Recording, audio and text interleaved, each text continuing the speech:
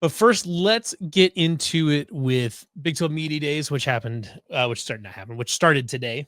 Iowa State went, Matt Campbell was one of the first ones up on the podium.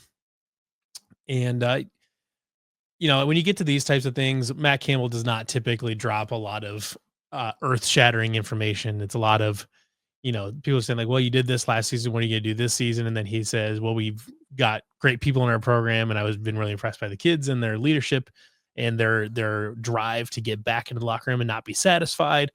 You know, kind of all the typical talking points, I guess you could say.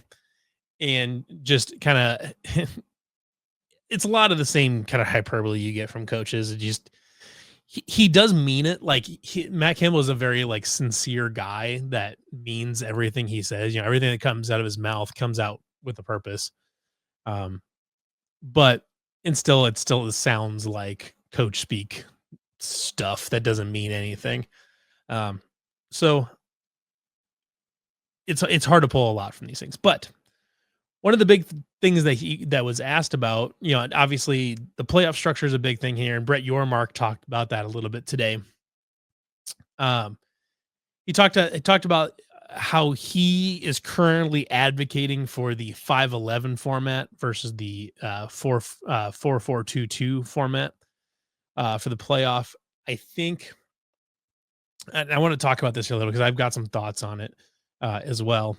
But we got Dukester's in here. Thank you. Oh, he's here. Loyal follower of the Dukester, and has jumped in. Appreciate your comment and jumping in every week. Stephen Smith says, what are your thoughts on what Matt Campbell said about how the players stayed at Iowa State and how his quotes got misinterpreted on how he retained his players? Okay, this is kind of the point I wanted to get to talking about. First, I want to show kind of a clip of what's being referenced here. So Matt Campbell put together he had a clip here. To have him in-house, like without it being as Wild West as it has been, do you like that? Like, I mean, I know it's still like crazy and nobody really knows what day-to-day brings, but do you think we're heading in the right direction just as an industry? Yeah, I think it's too early to tell. I think until you figure out, is this really the number? Are there ways around the number? There will be. What are those?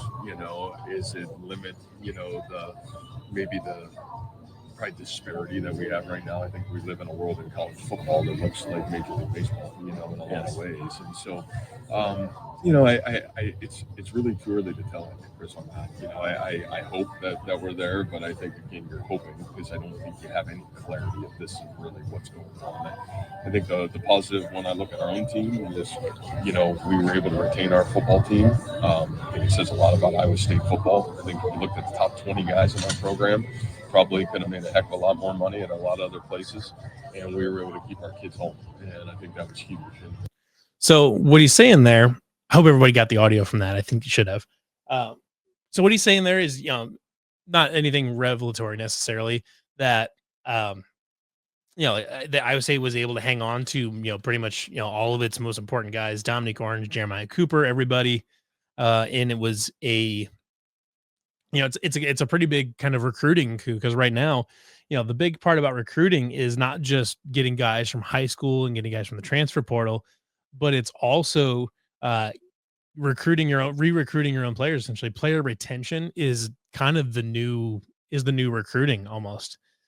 So the problem where this got mixed up a little bit here is Pete Thamel, who does a very good job. For I believe it's Yahoo. Pete Thamel with ESPN tweeted out and said, well, here's a great synopsis of what's happening. So Pete Thamel tweeted out, Iowa State coach Matt Campbell, our top 20 guys took a pay cut to come back to Iowa State. He also mentioned coaching staff continuity is a big factor. And then obviously a bunch of people in the comments teed off saying, hey, all of the, Iowa State's poor. They can't pay people. So yeah, making AI photos and stuff like that. Also, side note, don't use AI to make photos. It's garbage. It's bad for the planet. You're also harming artists that it's stealing from. Anyways, not to go on a little diatribe here, but AI art sucks. Don't use it. But anyways, so Pete Thamel tweets out that Matt Campbell says that Iowa State's top 20 guys took a pay cut. That is not what he said. That is not at all what he said. There is nobody at Iowa State that had their NIL checks slashed to make room for other people. That is not what happened. What Matt Campbell said was that a bunch of guys had an opportunity to leave and go get bigger offers to go get make more money at other programs, and they turn them down. And this type of thing, like I said, Pete Thamel does a very good job. And so, like, I'm not trying to like get on him or anything like that. But this is kind of a problematic tweet. It's a little bit of a problematic wording on this tweet because it suggests that Iowa State is like too poor to be able to pay players their NIL money and all that or whatever, which isn't true.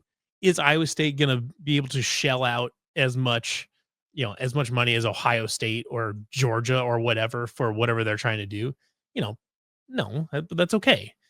Iowa State is, however, meeting the full $20.5 million revenue share. So they're meeting the full, salary cap, if you want to call it that, for college athletes. They are doing that.